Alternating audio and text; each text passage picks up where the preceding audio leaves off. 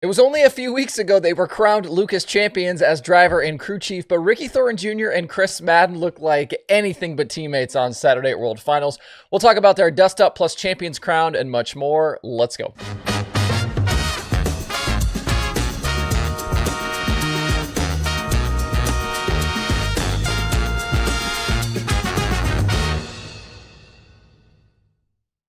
It's Sunday, November 10th. I'm Justin Fiedler. This is DIRTRACKR Daily presented by Kubota Genuine Parts.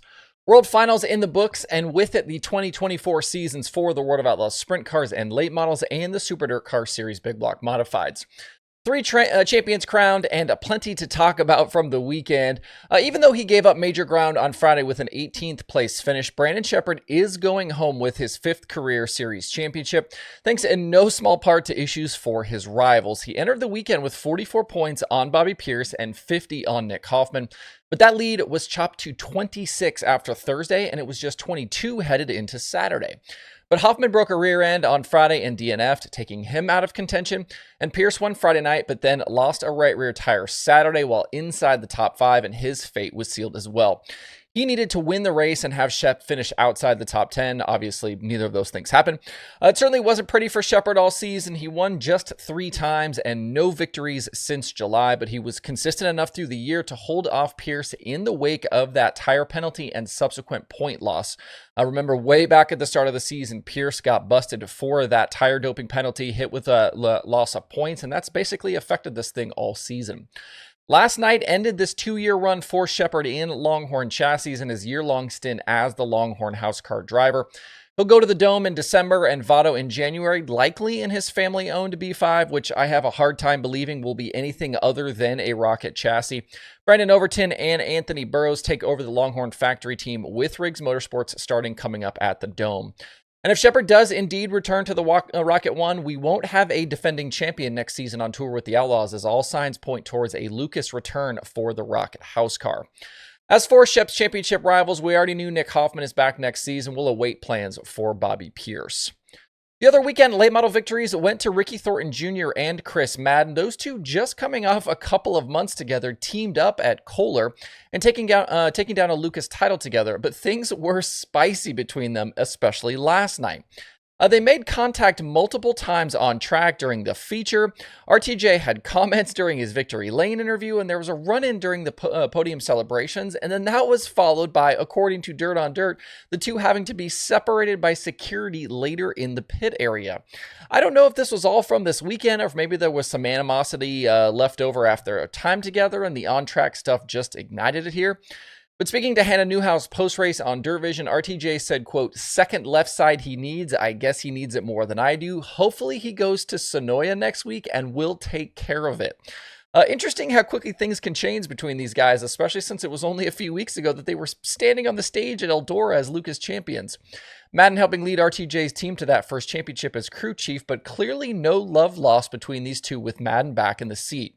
RTJ not happy with how he was raced, and he was close to turning Madden around completely a couple of times last night. They do say that familiarity breeds contempt, and this wasn't the first time we've seen Madden and another driver chest to chest after a race. We also know RTJ, he's not afraid to mix it up when he feels it's necessary.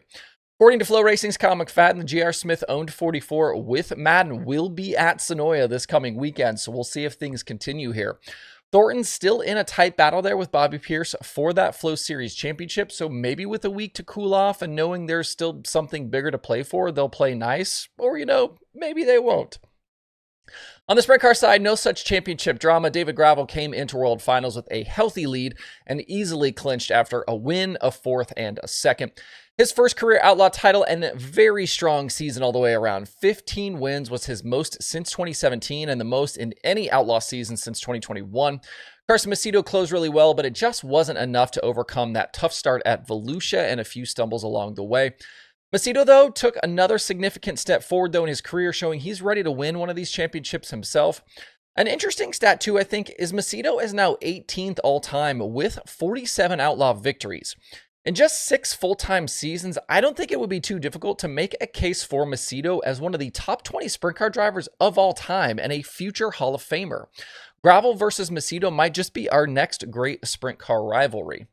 A couple of other on-track notes. Great car counts all week, mid-40s, a nice mix of teams, couple of high-limit guys, obviously all the Outlaw teams, some Central PA teams, all of that. Really good car counts. I was impressed with Justin Peck's start with Rudine. He was on the podium 2 of 3 nights. I hope this is a sign of things to come for 2025, as it will be really nice to see Peck and the 26 in contention regularly next year. And Tyler Courtney closing out strong with the win from the pole last night and $25,000. Their second half of the season didn't go how they had hoped. Obviously they had hoped to keep things a little bit closer with Brad Sweet for that high limit championship. But this win will be a nice boost headed into the off season. For most sprint car teams, World Finals, basically the end of the road. You will see a few at BAPS this coming weekend, though, and then the 410 season really will be done. With the Super DIRTcar Series, this was our tightest battle coming into Charlotte. Matt Sheppard had just a slight 15-point lead on Matt Williamson. That was entirely undone, though, by a DNF on Thursday night for Sheppard. He had mechanical issues, ended up 28th. With Williamson finishing 4th, the two traded spots in the standings, and Sheppard just couldn't recover the other 2 nights. Williamson won Friday and was 3rd in the finale last night behind Anthony Perego. That was more than enough for Money Matt to bag career SDS Championship number 2.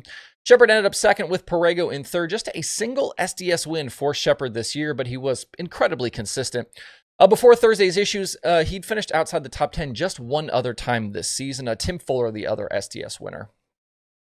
The next time we'll see the sprint cars and big blocks will be at Volusia next February for World Finals. The World of Outlaws late models begin January 22nd at Volusia for the Sunshine Nationals. That's literally 10 weeks away. Dirt late model racing has absolutely no off-season anymore. The only other weekend racing was the USAC CRA finale at the Paris Auto Speedway in the Southern All-Stars at 191. Ricky Lewis topped Jake Swanson for that final CRA win. RJ Johnson had already been crowned the champion there. Derek Fisher was the $5,000 SAS winner at 191. He topped Shannon Thornsberry and Dalton Cook. That podium for Cook secured him the SAS championship for the year. That's his first with the series. And looking ahead, there's still plenty of racing to come this season. This week, we've got the ASCS season wrapping up. You got the USAC Midget West Coast Swing. That gets rolling. That BAPS finale I mentioned, plus the Flow Series finale at Sonoya. And then you have the Blue Gray 100 at Cherokee as well. That's big money on Sunday, I believe. And a lot of top late model teams will be there for that one.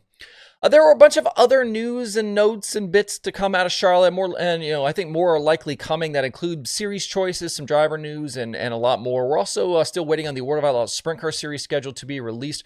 We'll dive further into that stuff in the coming days this week. With that said, we'll call it good right there for today. I hope you guys have a great rest of your Sunday out there. We will see you right back here tomorrow.